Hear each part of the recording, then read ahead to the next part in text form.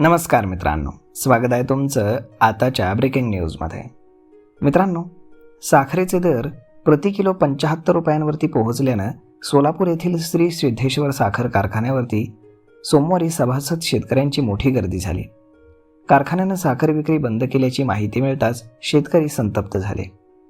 दरम्यान कारखान्याचे कार्यकारी संचालक समीर सलगर यांनी प्रतिसाद देत 27 रुपये प्रति किलो दरानं साखर वाटप सुरू करण्याचा निर्णय घेतल्यामुळे अखेर तणाव निवळला. खुल्या बाजारातील साखरेचे दर वाढल्याने कारखान्याकडून सवलतीच्या दरामध्ये मिळणाऱ्या साखरेसाठी सभासद शेतकऱ्यांनी सकाळपासूनच कारखाना परिसरामध्ये गर्दी केली. मात्र साखर वाटप बंद असल्याचा फलक दिसताच शेतकरी आक्रमक झाले. जादा दरानं साखर विक्री करण्यासाठीच वाटप बंद केल्याचा आरोप शेतकऱ्यांनी केला.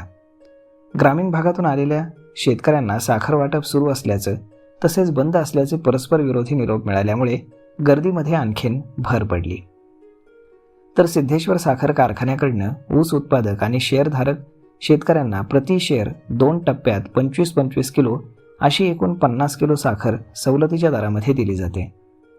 कारखान्याचे सुमारे 27,000 सभासद असून त्यांच्याकडे 44,000 शेअर्स आहेत. या शेअरधारकांना दरवर्षी 30 ते 35,000 क्विंटल साखरेचं वाटप हे केलं जातं.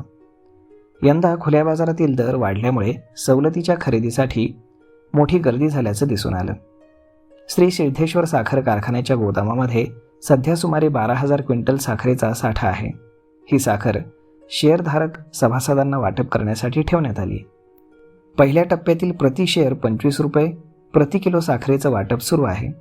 मात्र अचानक जिल्हाधिकाऱ्यांचा RRC कारवाईचा आदेश आल्यानं अडचण निर्माण झाली होती, परंतु सध्या ती दूर करण्यात आली आहे.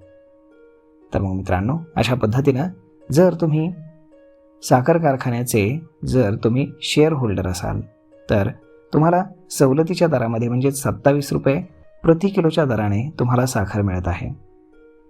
तर मग मित्रांनो, हा व्हिडिओ, ही माहिती तुम्हाला कशी वाटली हे तुम्ही आम्हाला कमेंट करून नक्कीच सांगा. आणि जर आवडली असेल तर आपल्या जवळच्या मित्रमंडळींसोबत देखील हा व्हिडिओ तुम्ही शेअर करायलाच विसरू नका. धन्यवाद.